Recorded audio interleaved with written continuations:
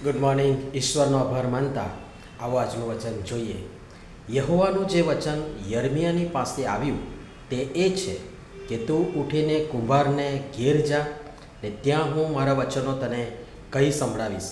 ત્યારે હું કુંભારને ઘેર ગયો અને જુઓ, તે ચાક પર કામ કરતો હતો. માટીનું જે વાસણ તે ઘટતો હતો તે તેના હાથમાં બગડી ગયું. પછી પોતાને સારું લાગ્યું તેવા ઘાટનું તેણે એક બીજું વાસણ બનાવ્યું. યર્મિયા પ્રબોધકનું પુસ્તક તેનો 18મો અધ્યાય અને તેની 1 થી 4 કલમ. આજનો વિચાર.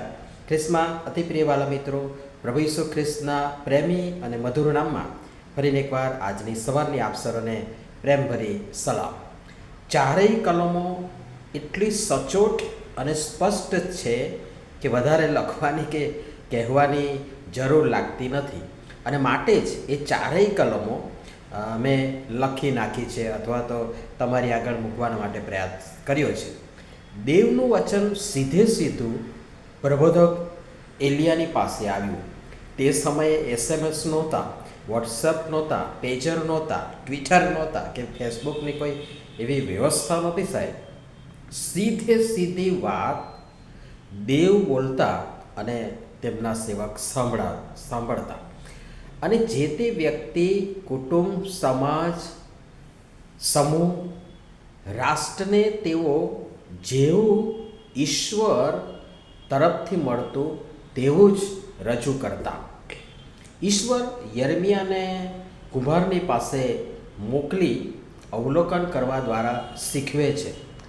એકવાર તું જા, જો, અને પછી હું તને સમજાવીશ. અને પ્રબોધક ગયા અને જોયું કે કુંભાર ચાક પર કામ કરતો હતો. માટીનું જે વાસણ તે ઘડતો હતો તે તેના હાથમાં બગડી ગયું. અને પછી પોતાને સારું લાગ્યું તેવા ઘાટનું તેણે એક બીજું વાસણ ઉતાર્યું. અને પછી ફરી ઈશ્વરનું વચન યર્મિયા પ્રબોધકની પાસે આવે છે ને એ શું છે તે સમજાવે છે. કલમ 5 થી 12 જોશો તો ત્યાં બહુ સંક્ષિપ્તમાં બહુ સારી સમજણ આપવામાં આવી છે. મિત્રો, જ્યાં સુધી આખરી ઓપ આપ્યા વગર, ઘડાયા વગર, ટીપાયા વગર કે સુકાયા વગર, અથવા તો બધી કાર્યવાહી થઈ જાય ને પછી છેલ્લે ભઠ્ઠીમાં પકાવ્યા અગાઉ વાસણ બગડશે, જ્યાં સુધી એ હજી ઢીલું અને નરમ અને પોચું એ ગારા તરીકે કુંભારના હાથમાં છે, ત્યાં સુધી એને સુધારી શકાશે.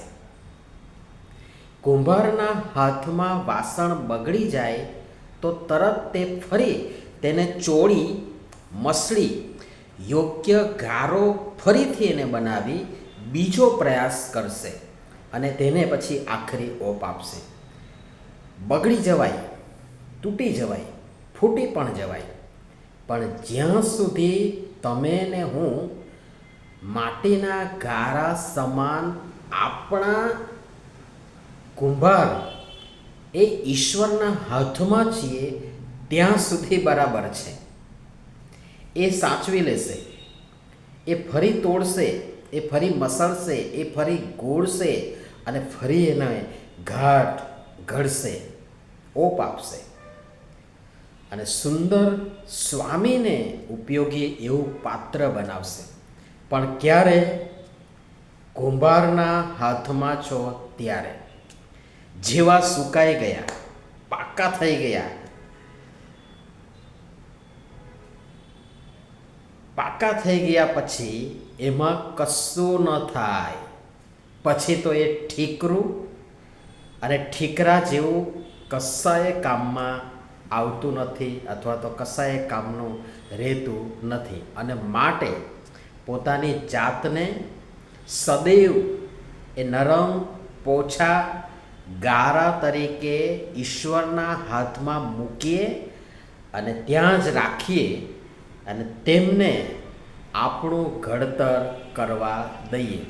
પ્રભુ આ બધી બાબતો સમજવા આપણ સર્વની સહાય તથા મદદ કરો. આમીન. ધન્યવાદ.